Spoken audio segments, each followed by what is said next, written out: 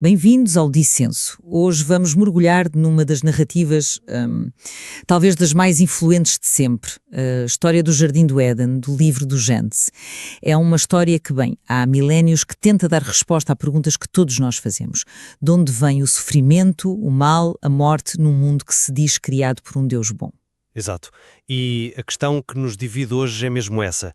A chamada queda da humanidade é, na sua essência, uma história sobre a quebra de confiança em Deus ou é sobre o impulso, talvez inevitável, do ser humano em direção ao conhecimento e à autonomia? Para mim, o cerne de tudo isto é a desconfiança.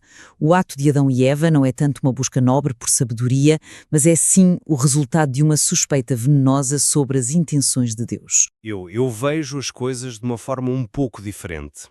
Embora a confiança seja um elemento, claro.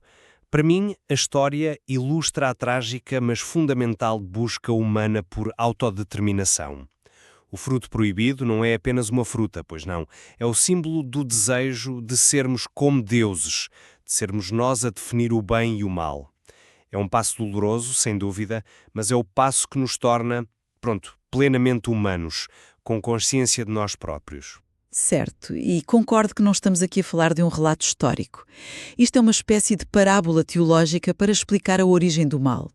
E o ponto de partida dessa parábola é a bondade de Deus, a harmonia da criação. O problema, o verdadeiro ponto de viragem, é quando a serpente introduz a suspeita. Ela não tenta a Eva com algo obviamente mau, ela planta uma dúvida sobre a bondade de Deus. A insinuação é subtil, mas devastadora.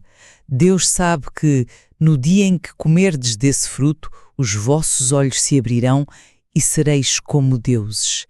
A mensagem implícita é que Deus está a reter algo, que a sua proibição não é para vos proteger, mas para vos controlar. E essa suspeita muda tudo, distorce a percepção da mulher. O texto diz que a árvore da vida estava no meio do jardim, mas, sob o efeito desse veneno, a mulher passa a ver a árvore proibida como se estivesse no meio do jardim. O foco dela muda. Ela esquece a abundância toda que lhe foi dada e concentra-se na única coisa que lhe foi negada. Mas o foco muda para quê exatamente? É aqui que a minha leitura diverge. Não é só uma fixação numa proibição. Olha, o texto é muito claro sobre o que atrai a mulher. Diz que ela viu que a árvore era boa para comer, agradável à vista e desejável, pois dava inteligência. A motivação dela não é apenas negativa à desconfiança em Deus, mas também é positiva. É o desejo por uma qualidade que todos nós valorizamos, que é a inteligência, a sabedoria. A promessa da serpente, sereis como deuses, conhecendo o bem e o mal, apela a uma das mais profundas aspirações humanas, a de sermos mestres do nosso próprio destino. Mas esse desejo é apresentado como uma ilusão. A proibição divina não era um teste de lealdade arbitrário, era um aviso, um sinal de trânsito. Não comam, senão morrem. É o Criador que conhece o manual de instruções da sua criação a dizer que aquele caminho, por mais atraente que pareça, leva à destruição. É uma questão de confiança na fonte da vida. E esta ideia, percorre toda a tradição posterior. A lei dada a Israel, por exemplo, é muitas vezes apresentada como a verdadeira árvore da vida, um guia para a felicidade. E o apóstolo Paulo, séculos mais tarde, na carta aos Romanos, pega nesta história e torna-a central. Ele estabelece um paralelo direto. A desobediência de Adão, que representa toda a humanidade, é ato de desconfiança que leva à morte. E a obediência de Cristo é o ato de confiança absoluta no Pai, que restaura a vida. Sim, e eu concordo que essa ligação a Paulo é crucial para a interpretação que vem a seguir, mas creio que ele também reforça o meu ponto. O que é que acontece imediatamente a seguir a comerem o fruto? Os seus olhos abriram-se e perceberam que estavam nus. Isto é muito mais do que uma simples falha moral. É um nascimento da autoconsciência. É um momento terrivelmente trágico que introduz a vergonha, um medo, a vulnerabilidade. Mas é também um momento em que eles deixam de ser criaturas inocentes e se tornam seres humanos como nós os conhecemos. Capazes de julgamento moral, de vergonha e até de criatividade, eles imediatamente fizeram coberturas para si. Por isso não vejo a história como uma simples lição sobre obedecer a regras. Vejo-a como uma exploração profunda da dolorosa transição da inocência para uma existência autoconsciente, onde o ser humano assume para si a tarefa de se decidir o que é certo e errado. É uma tragédia, sim, mas é uma tragédia que nos define. Mas essa visão não romantiza um bocado o ato, a ideia de que o ser humano pode determinar por si mesmo o que é bom é precisamente o que o texto descreve como o veneno mortal. Quer dizer, não é uma conquista, é uma catástrofe. Quando digo que a proibição era um limite benevolente, não estou a sugerir que a humanidade devesse permanecer numa espécie de jardim de infância eterno. Estou a dizer que a verdadeira maturidade, segundo esta narrativa, consiste em reconhecer a nossa condição de criaturas e confiar na sabedoria do Criador. Tentar usurpar o lugar de Deus não nos torna mais livres, torna-nos escravos de uma visão distorcida da realidade, o que leva, inevitavelmente, ao conflito e à morte. Espera, mas se aceitarmos isso, que a proibição era puramente benevolente e que a única resposta certa era a obediência cega, não estamos a pintar um quadro da humanidade como permanentemente infantil, incapaz de lidar com a responsabilidade moral? A própria existência da proibição é o que cria o desejo. É a linha no chão que nos convida a pensar em atravessá-la. A narrativa parece expor precisamente essa tensão. Ou se permanece inocente e totalmente dependente, ou se procura o conhecimento e a autonomia, mesmo que o preço seja terrível. A tragédia da condição humana, como esta história apresenta, é que a única via para a maturidade moral parece ser, paradoxalmente, a transgressão. Sem a proibição não haveria escolha, e sem escolha, bem, não há moralidade. Mas a escolha que eles fazem é baseada numa mentira. E isso leva-nos diretamente ao significado de conhecer o bem e o mal. No contexto do Antigo Oriente, isto não é apenas uma questão de discernimento ético, é uma expressão que denota controle total, soberania, é um atributo divino.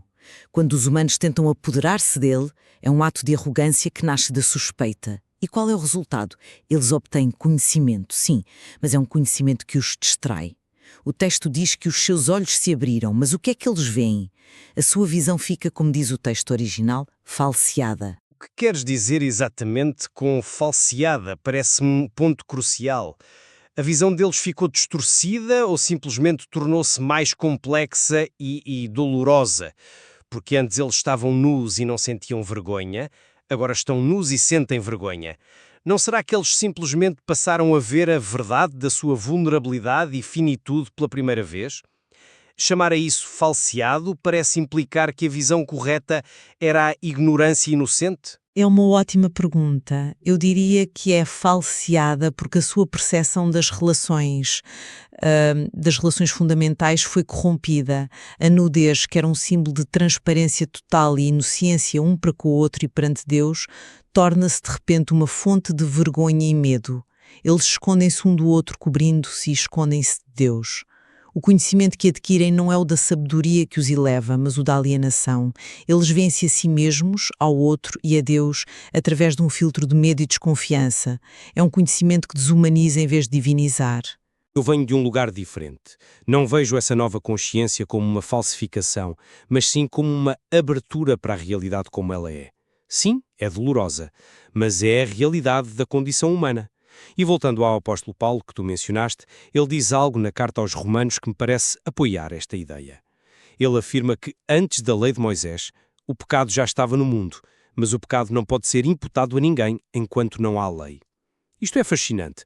Sugere que é a proibição, a lei, que cria o quadro para a escolha moral consciente e, portanto, para a responsabilidade.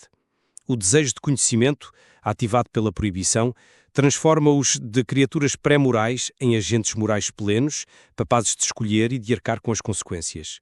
É o nascimento do ser humano como agente responsável. Esse é um ponto interessante sobre a lei. Mas a conclusão que Paulo tira do paralelo entre Adão e Cristo parece ir na direção oposta. Para Paulo, o contraste é a chave de tudo. O caminho de Adão é o da autoafirmação, de querer agarrar, de desconfiar. E esse caminho, diz ele, inaugura o reino da morte. O caminho de Cristo, por outro lado, é o da confiança total, o que ele chama de obediência até à morte. E esse caminho abre o acesso ao reino da vida.